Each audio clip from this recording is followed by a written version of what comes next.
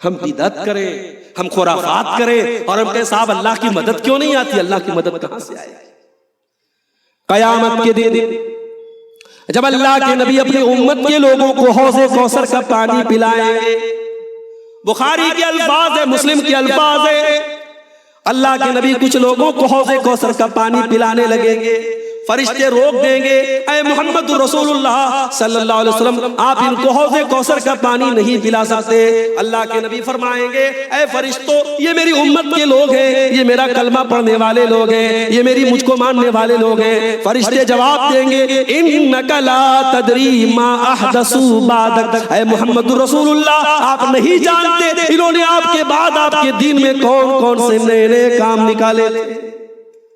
مولانا الطاف حسین حالی اردو زبان کے بہت بڑے شاعر تھے، انہوں نے 100 سال 125 سال پہلے ایک کتاب لکھی تھی، اس کا نام تھا مسدس حالی۔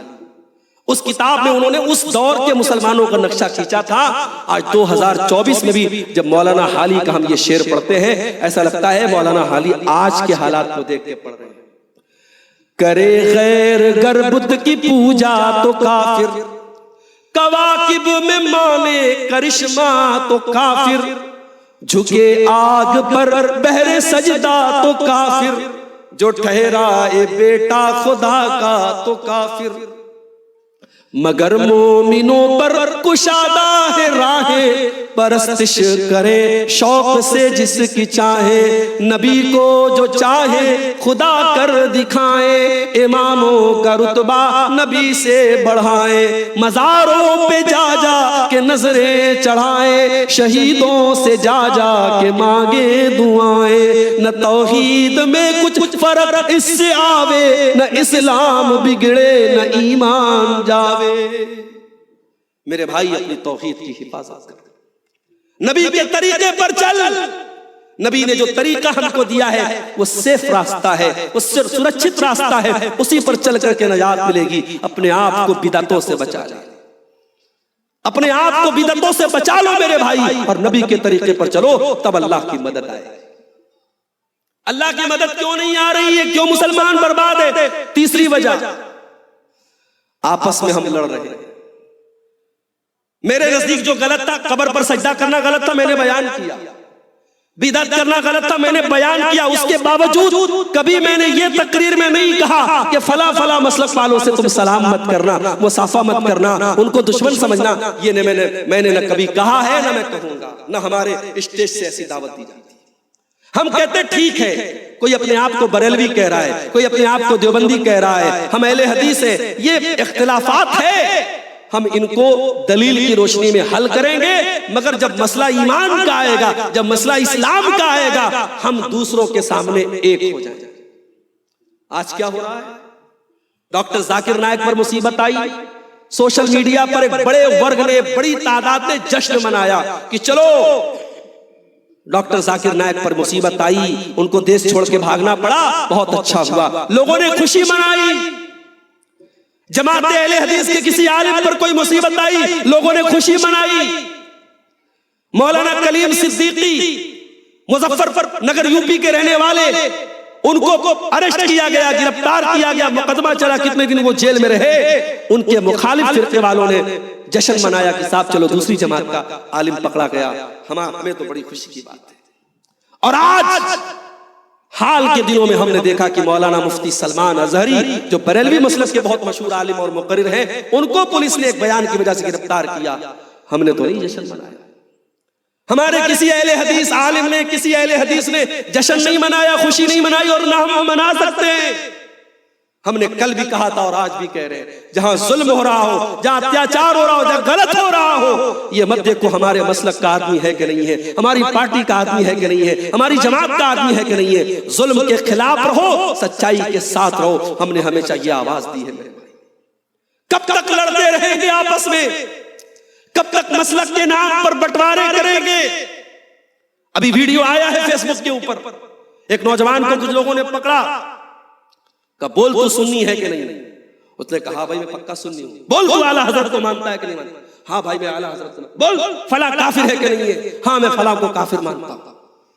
یہ حالات ہے. ایک مسلک کے مسلمان کو دوسرے مسلک کا مسلمان پکڑ کر کے اس سے زبردستی نعرہ لگوا رہا ہے. یہی کام اگر کوئی غیر مسلم کرتا ہے ہمارے ساتھ تو ہمیں بڑا غصہ آتا ہے, ہمیں بڑا جلال آتا ہے, ہمیں بڑی تکلیف ہوتی ہے. جو کام اپنے دوسرے مسلک کے مسلمان کے ساتھ ہم کر رہے ہیں تو دوسرے مذہب والا ہمارے ساتھ کر رہا ہے تو پھر روتے کیوں ہو میرے بھائی, پھر افسوس کیوں کرتے؟ لڑ رہے ہیں ہم, کہیں برادری کے نام پہ لڑ رہے ہیں, کہیں جات پات کے نام پہ لڑ رہے ہیں, کہیں ہم یہ سوچ رہے ہیں کہ صاحب چلو یہ تو یو پی کا مسئلہ ہے, بنگال کا مسئلہ نہیں ہے, یہ تو مدھیہ پردیش کا مسئلہ ہے, یہ ہمارا مسئلہ نہیں ہے. نہیں, مسلمان کو تو ایسا ہونا چاہیے. اللہ کے پیارے نبی نے فرمایا المؤمن للمؤمن کالبنیان یشد بعضہ بعضا. مسلمان کو آپس میں ایک بلڈنگ کی طرح ہونا چاہیے. بلڈنگ کھڑی ہوتی ہے, بلڈنگ کا ہر پلر دوسرے پلر کو طاقت دیتا ہے, بلڈنگ کے اندر ہر اینٹ دوسری اینٹ کو طاقت دیتی ہے. نبی نے فرمایا مسلمان کو مسلمان کا ایسا ہمدرد ہونا چاہیے. اسی لیے اللہ کے نبی فرماتے ہیں حق المسلم علی المسلم ست, مسلمان کا مسلمان کے اوپر 6 حق ہے. اذا لقیتہ فسلم علیہ, مسلمان سے ملاقات ہو تو سلام کرو. اپنا مسلمان بھائی ملے اس کو سلام کرو. وَإِذَا دَعَاكَ فَأَجِبْهُ, مسلمان بھائی دعوت دے تو دعوت قبول کرو اگر دعوت میں کوئی حرام کام نہیں ہو رہا ہے. تیسری چیز وَإِذَا اسْتَنصَحَكَ فَانصَحْ لَهُ, مسلمان آپ سے رائے مانگے مشورہ مانگے تو بالکل صحیح مشورہ دو. چوتھی چیز وَإِذَا عطس فحمد اللہ فشمتہ, مسلمان کو چھینک آئے والحمدللہ کہے تو جواب میں یرحمک اللہ کہو. وَإِذَا مَرِضَ فَعُودْهُ, مسلمان بیمار ہو جائے تو اس کی عیادت کرو. وَإِذَا مَاتَ فَاتَّبِعْهُ, اور مسلمان کا انتقال ہو جائے تو اس کے جنازے کے پیچھے جاؤ. یہ حق بتایا اللہ کے نبی نے, ادھیکار ہے ایک مسلمان کا دوسرے مسلمان. ہم صاحب لڑ رہے ہیں آپس میں. یاد رکھو میرے بھائی, جتنا ہم لڑیں گے اتنا ہم کمزور ہوتے چلے جائیں گے. جا کے اتہاس پڑھ کے دیکھ لو, دنیا کے نقشے پر ایک ملک ہے, اس کا نام آج کے دور میں اسپین ہے, کسی زمانے میں اس کو اندلس کہا جاتا تھا. وہ مسلمانوں کی حکومت تھی, سینکڑوں مسجدیں تھی, سینکڑوں مدرسے تھے, ہزاروں علماء تھے. آج اندلس میں کوئی مسجد نہیں ہے, کوئی عالم نہیں ہے, کوئی مسلمان نہیں ہے. مسلمان کو مٹا دیا گیا وہاں سے. اتہاس پڑھ کے دیکھو اندلس میں یہ حالات کیوں پیدا ہوئے, کیونکہ وہاں مسلمان آپس میں لڑتے تھے, چھوٹی چھوٹی حکومتیں قائم کر لی, چھوٹی چھوٹی حکومتیں قائم کر لی, اور جب دشمن نے حملہ کیا تو انہوں نے اپنے ہی مسلمان بھائی کے خلاف اپنے دشمن کا ساتھ دیا. نتیجہ یہ نکلا سب کو دشمنوں نے ختم کر کے آج اسپین میں مسجدوں کو استبل بنا دیا گیا, ڈانس کرنے کا اڈا بنا دیا گیا, شراب کا بار بنا دیا گیا. مسجدیں ختم, اسلام ختم, مسلمان وہاں سے ختم کر دیے گئے. میرے بھائیوں, اپنے اتیت سے سیکھو, اپنے ماضی سے سیکھو, اپنے ورتمان کو صحیح کرو, تبھی آپ کا بھوشیہ صحیح ہوگا. آپس میں لڑنا بند کر دو اور آگے بڑھو. اگر دنیا میں یہ چاہتے ہو کہ ہماری ذلت اور رسوائی ختم ہو جائے تو ایک کام اور کرنا پڑے گا. ہمیں اور آپ کو آخرت کی فکر کرنا ہے. دنیا پرستی کو اپنے اندر سے نکالنا ہوگا. آج کتنے مسلمان ہیں ان کی زندگی کا مقصد صرف دنیا ہے. وہ سوتے ہیں دنیا کے لیے, وہ جاگتے ہیں دنیا کے لیے. صبح جب سے نیند کھلتی ہے تب سے لے کر کے رات کو بستر پہ جانے تک صرف دنیا کے بارے میں سوچتے ہیں, آخرت کے بارے میں نہیں سوچتے. ہمیں قرآن کریم میں جو دعا سکھائی گئی, ربنا آتنا فی الدنیا حسنہ وفی الآخرۃ حسنہ وقنا عذاب النار. اے اللہ ہماری دنیا کو بھی تو اچھا بنا دے اور ہماری آخرت کو بھی تو اچھا بنا دے, اور اے اللہ تو جہنم کے عذاب سے ہم کو بچا لے. یہ ایک مسلمان کی مینٹیلٹی ہونی چاہیے. ہمیں آخرت کی چنتا ہونی چاہیے.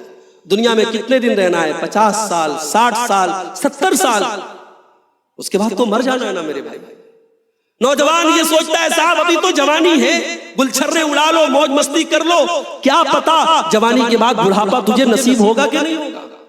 کتنے نوجوان ہیں کوئی خطرناک بیماری ہو گئی, کینسر ہو گیا, ٹی بی ہو گئی, برین ہیمریج ہو گیا اور چند دنوں میں انتقال ہو گیا. آپ دیکھتے ہوں گے مثالیں آپ کے سامنے موجود ہیں.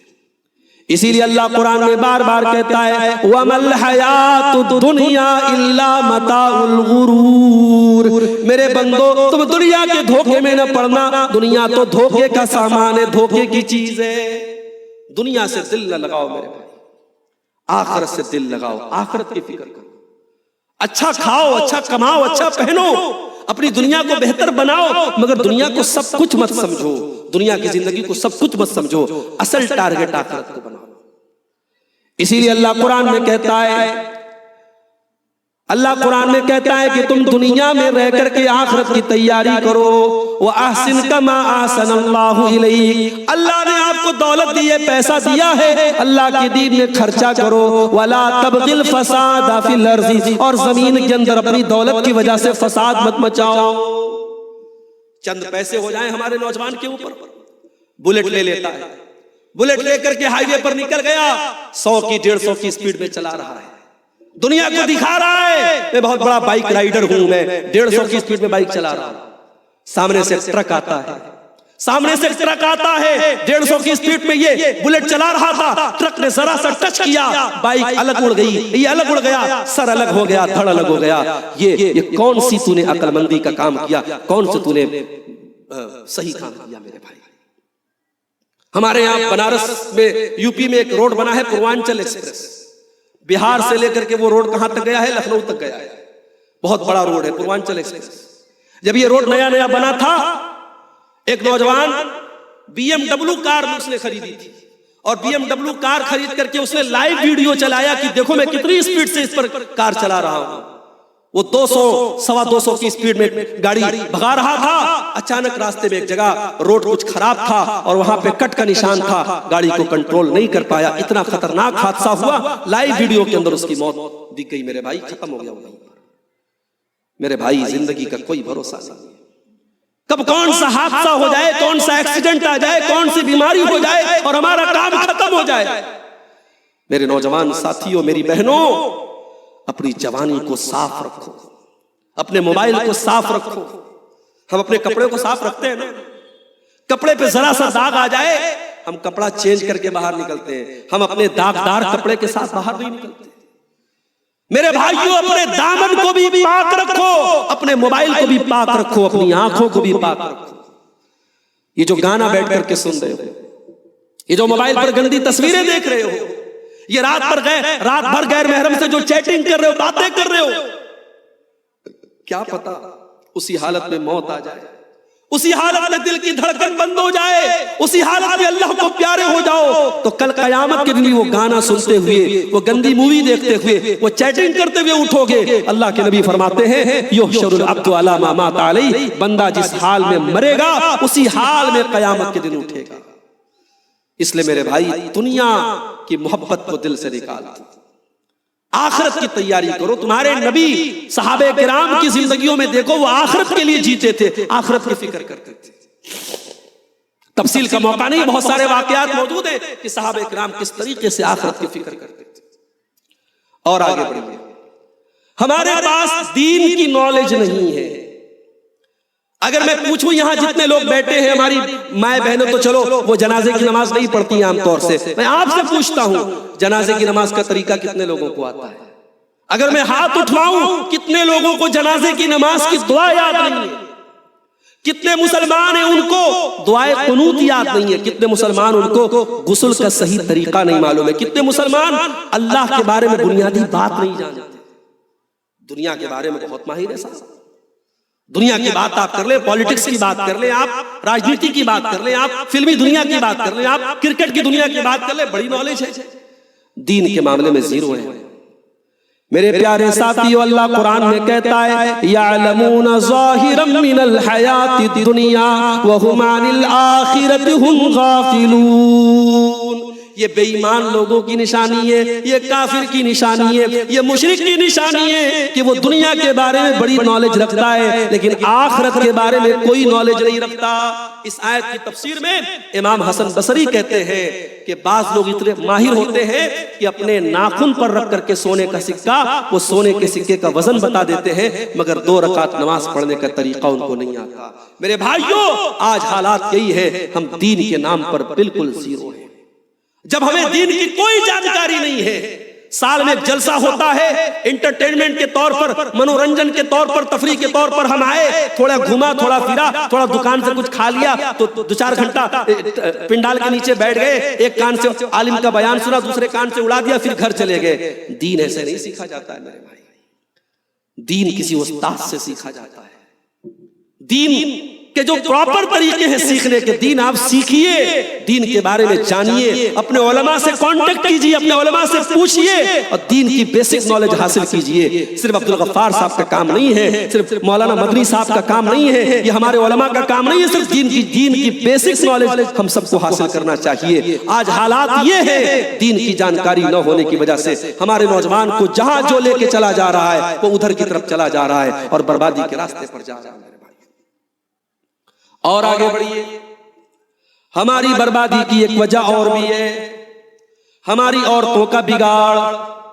ہماری عورتوں کو آج ہم نے دین سے اتنا دور کر دیا کہ آج ہماری عورتوں کی ایک بڑی تعداد بے حیائی کے فتنے میں پڑی ہے، بدکاری کے فتنے میں پڑی ہے۔ آج ہماری عورتوں کے لیے ہم نے دین سیکھنے کا انتظام بند کر دیا، آج لڑکیوں کے مدرسے چل رہے ہیں، لیکن آپ غور کریں قوم کی کتنی لڑکیاں ہیں جو مدرسے میں نہیں پڑھتی ہیں، جو اسکول میں پڑھتی ہیں، جو کالج میں پڑھتی ہیں، ان بچیوں کو دین کے بارے میں کچھ بھی نہیں پتا۔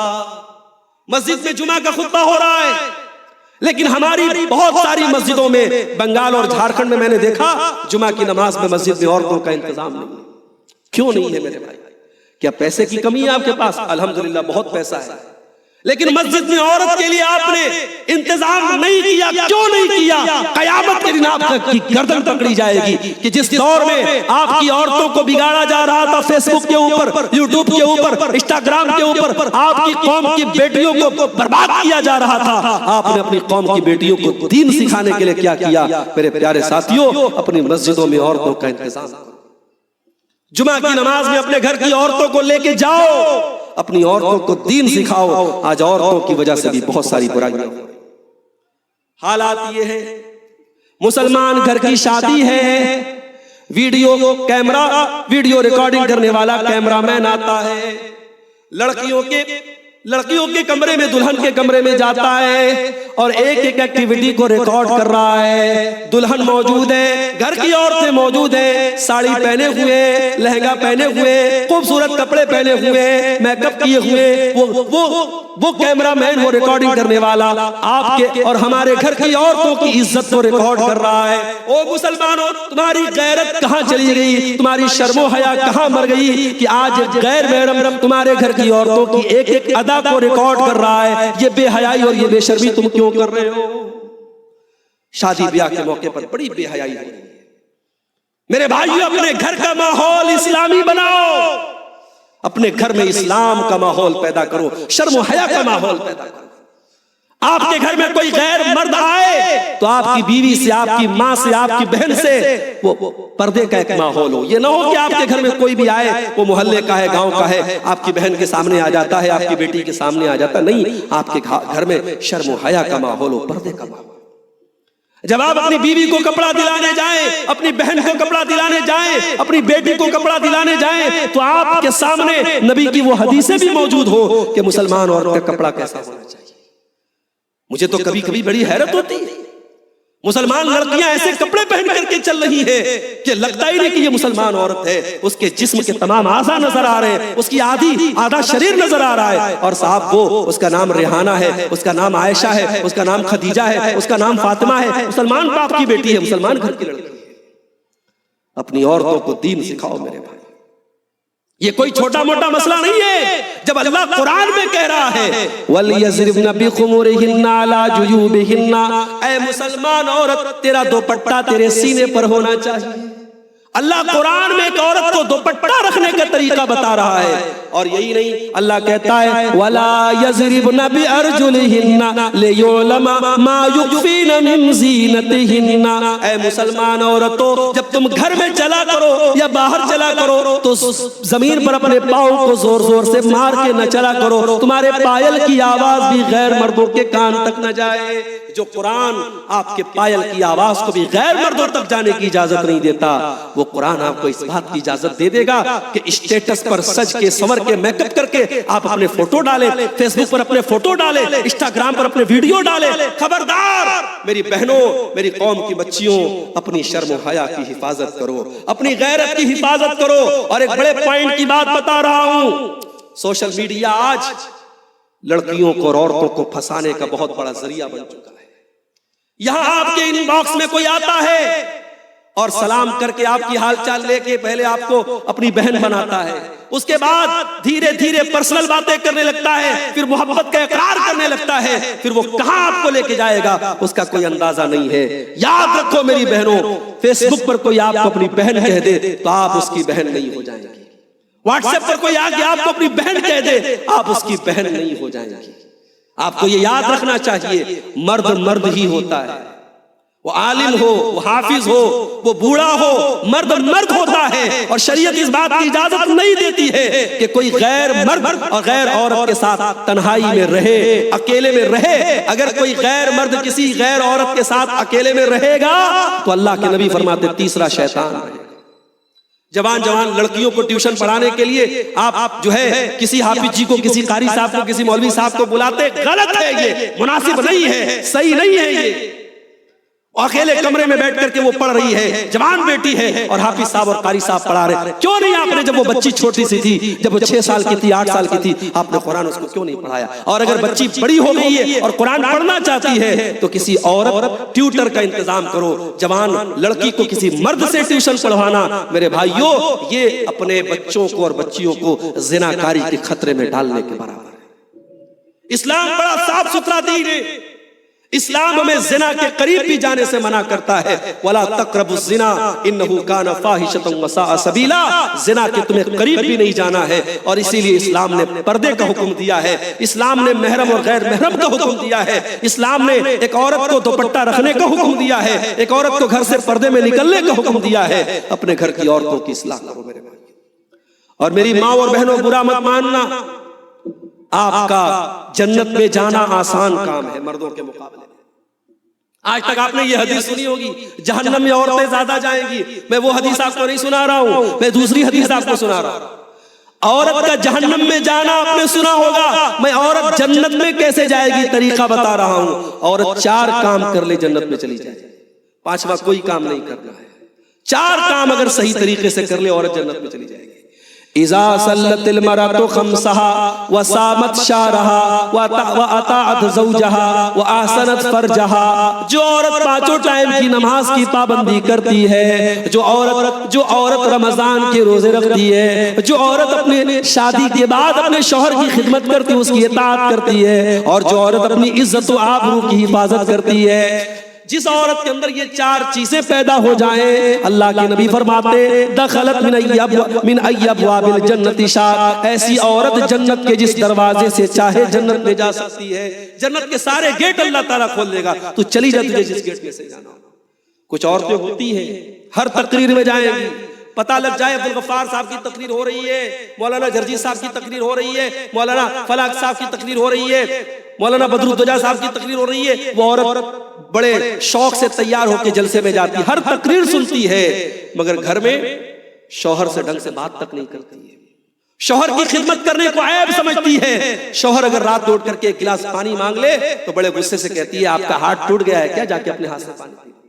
اپنے شوہر کی خدمت کرنے کو، اپنے شوہر کی اطاعت کرنے کو عیب سمجھتی ہے۔ میری ماں اور بہنوں کان کھول کر کے سن لو، تہجد پڑھ لینے سے، نماز پڑھ لینے سے اور تقریر سن لینے سے آپ نیک نہیں بن جائے گی۔ ایک شادی شدہ عورت جب تک اپنے شوہر کی خدمت نہ کرے، اپنے شوہر کی اطاعت نہ کرے، اور ایک قدم اور آگے بڑھ کے کہتا ہوں، جب تک اپنے شوہر کے لیے میک اپ نہ کرے، ایک شادی شدہ عورت جب تک اپنے شوہر کے لیے سجے اور صبرے اور اپنے شوہر کو مائل نہ کرے، ایسی عورت دیندار نہیں ہے، ایسی عورت نیک نہیں ہے۔ ایک شادی شدہ عورت کی ذمہ داری ہے اپنے شوہر کا خیال رکھے، اس کے جذبات کا خیال رکھے۔ نبی اکرم کے پاس ایک عورت آتی ہے، اللہ کے نبی پوچھتے ہیں تمہاری شادی ہو گئی ہے؟ کہتی ہاں اللہ کے نبی شادی ہو گئی ہے۔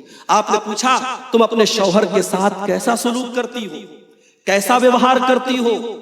کہتی اے اللہ کے نبی میں اپنے شوہر کی بہت عزت کرتی ہوں، بہت خدمت کرتی ہوں، کوئی کمی نہیں کرتی ہوں۔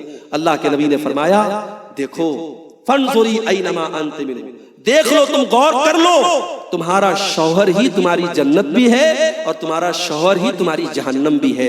اس کا حق ادا نہیں کیا، اس کو ناراض کیا، اس کا جائز حق اس کو نہیں دیا تو جہنم تمہارے لیے تیار ہے۔ میری پیاری ماں اور بہنوں، یہ ہمیں اور آپ کو یاد رکھنا چاہیے۔ ایک عورت یہ 4 کام کر لے تو وہ جنت میں چلی جائے گی۔ اور آگے بڑھیں، ہمارے اوپر اللہ کی مدد نہیں آ رہی، ہم ذلیل ہیں، ہم پریشان ہیں، کیوں ہیں؟ میں 2-3 چیزیں اور بیان کر کے بات ختم کروں گا۔ ہم اس لیے بھی ذلیل ہیں، اللہ پر بھروسہ کم ہو گیا ہے۔ ہمیں کبھی کبھی لگتا ہے یار ہمیں کو کیوں مارا جا رہا ہے، ہمیں کو کیوں پیٹا جا رہا ہے، ہمارے ہی اوپر مصیبتیں کیوں آ رہی ہیں۔ یاد رکھو میرے بھائی، یہ کوئی نیا دور نہیں ہے، کوئی نئی بات نہیں ہے، ہمارے اتہاس میں اس سے بھی بڑے بڑے دور آئے ہیں۔ یاد کرو اللہ کے نبی کی سیرت کا وہ واقعہ جب آپ ہجرت کی رات اپنے دوست ابو بکر صدیق کے ساتھ جا رہے تھے، غار ثور میں آپ ٹھہرے ہوئے تھے اور تلاش کرنے والے بالکل غار ثور کے قریب پہنچ جاتے ہیں اور حضرت ابو بکر ڈر جاتے ہیں اور ڈر کے کہتے ہیں اے اللہ کے نبی اگر دشمن نے ذرا سا نیچے دیکھ لیا تو ہم تو پکڑ لیے جائیں گے، ہم تو گرفتار ہو جائیں گے۔ اللہ کے نبی بڑے اطمینان سے کہتے ہیں لا تحزن ان اللہ معنا، اے ابو بکر گھبراؤ نہیں، اے ابو بکر ڈرو نہیں، اے ابو بکر چنتا نہ کرو، اے ابو بکر فکر نہ کرو، اللہ ہمارے ساتھ ہے، اللہ ہمارے ساتھ ہے۔ یہ عقیدہ رکھو اللہ ہمارے ساتھ ہے۔ جب تک ایک اللہ کی عبادت ہم کرنے والے ہیں، جب تک اللہ کے دین پر چلنے والے ہیں، نہ اللہ کا دین ختم ہوگا نہ ہم ختم ہوں گے۔ کوئی ایک مسجد کا معاملہ آ گیا پریشان نہ ہو میرے بھائی، اگر اللہ نہ کرے وہ دور بھی آ جائے دنیا کی ساری مسجدیں ختم کر دی جائے تب بھی اللہ اکبر کی آواز بند ہونے والی نہیں، تب بھی لا الہ الا اللہ کا کلمہ بند ہونے والا نہیں ہے۔ مسلمان عبادت کرنے کے لیے مسجد کا محتاج نہیں ہے میرے بھائی۔ مسلمان تو وہ قوم ہے سمندر میں سفر کر رہا ہے، کشتی میں بیٹھا ہے، جہاز میں بیٹھا ہے، ہوائی جہاز میں بیٹھا ہے، نماز کا ٹائم ہوا جہاں بیٹھا ہے اسی حال میں نماز پڑھنا شروع کر دے۔ اللہ کے نبی فرماتے ہیں جو الت لی الارض مسجدا وطہورا، ساری کی ساری زمین میرے لیے نماز پڑھنے کی جگہ بنائی گئی ہے، ساری دھرتی میرے لیے مسجد بنا دی گئی ہے۔ دھرتی کے کسی بھی کونے پہ چلے جاؤ، زمین کے کسی علاقے میں چلے جاؤ، مسلمان کو سجدہ کرنے کے لیے کسی مسجد کا ہونا ضروری نہیں ہے۔ گھبراؤ نہیں میرے بھائی، اپنے دل کو مضبوط رکھو، اللہ ہمارے ساتھ ہے انشاءاللہ۔ اللہ کے اوپر توکل کرو، بھروسہ کرو۔ موسیٰ علیہ السلام جا رہے ہیں بنی اسرائیل کو لے کر، سامنے سمندر آ گیا، دریا آ گیا اور پیچھے فرعون اپنے لشکر کے ساتھ آ رہا ہے۔ موسیٰ علیہ السلام کے ساتھیوں نے کہا اے موسیٰ کہاں لا کے پھنسا دیا آپ نے؟ اے موسیٰ کیا کریں اب، سامنے پانی ہے، پیچھے دشمن ہے، کہاں جائے؟ اِنَّا لَمُدْرَكُونَ، اب تو ہم گرفتار ہو جائیں گے، پکڑ لیے جائیں گے، فرعون تو چن چن کے مارے گا ہمیں۔ موسیٰ علیہ السلام نے بڑے اطمینان سے کہا اِنَّ مَعِیَ رَبِّی سَیَہْدِینِ، میرا رب میرے ساتھ ہے، میرا اللہ میرے ساتھ ہے، میرا رب میرے ساتھ ہے، میرا اللہ ضرور کوئی نہ کوئی راستہ نکالے گا۔ موسیٰ علیہ السلام نے اتنے اطمینان سے جواب دیا، ان کو اللہ کی ذات پر اتنا یقین تھا، اتنا وشواس تھا، اتنا بھروسہ تھا، اللہ نے حکم دیا فَأَوْحَيْنَا إِلَى مُوسَىٰ أَنِ اضْرِب بِعَصَاكَ الْبَحْرَ، اللہ نے حکم دیا اے موسیٰ تم اپنی لاٹھی کو پانی کے اوپر مارو۔ موسیٰ نے پانی کے اوپر اپنی لاٹھی کو مارا اور پانی میں راستہ بن گیا، پانی دونوں طرف پہاڑوں کی طرح رک گیا۔ اگر آج بھی اللہ کی ذات پر بھروسہ ہو میرے بھائی، پانی میں راستہ بن سکتا ہے، دریا میں راستہ بن سکتا ہے، ڈرنے کی ضرورت نہیں ہے، پریشان ہونے کی، اللہ کے دین پر قائم رہو۔ لیکن ہاں اس کا مطلب یہ بھی نہیں ہے کہ ہم اپنے آپ کو بزدل بنا لیں، ہمیں کوئی مار رہا ہے، ہم پر کوئی ظلم کر رہا ہے اور ہم کھڑے ہو کے انتظار کریں آ تو مجھے مار، آ تو میرے اوپر ظلم کر. نہیں، اپنے آپ کو زمانے کے تقاضوں کے مطابق ایسا بناؤ کہ دشمن آپ کی طرف نظر اٹھا کے نہ دیکھے. اس ملک کی بات کر رہا ہوں، اس ملک میں اپنے آپ کو اتنا ڈیولپ کرو، اتنا پروگریسو بناؤ، اپنے آپ کو اتنا مضبوط کر لو کہ ملک کی کوئی بھی حکومت آپ کے سہایتا کے بغیر، آپ کی مدد کے بغیر اس ملک کے وکاس اور ملک کے ڈیولپمنٹ کا کوئی راستہ طے نہ کرے. ملک کی ترقی آپ کے بغیر نہ ہو سکے. اپنے آپ کو ایسا بنانا. ہم سے چھوٹی چھوٹی کمیونٹیز دیش میں موجود ہیں، جین مذہب کے لوگ موجود ہیں، سکھ مذہب کے لوگ موجود ہیں، بڑی چھوٹی سی کمیونٹی. ہم تو اس ملک میں کروڑوں کی تعداد میں ہیں. ہمیں اگنور نہیں کیا جا سکتا، ہمیں نظر انداز نہیں کیا جا سکتا. اپنے وجود کو اتنا مضبوط بناؤ کہ کوئی بھی آپ کے اوپر اتیاچار نہ کر سکے، کوئی آپ کے اوپر ظلم نہ کر سکے. میرے بھائی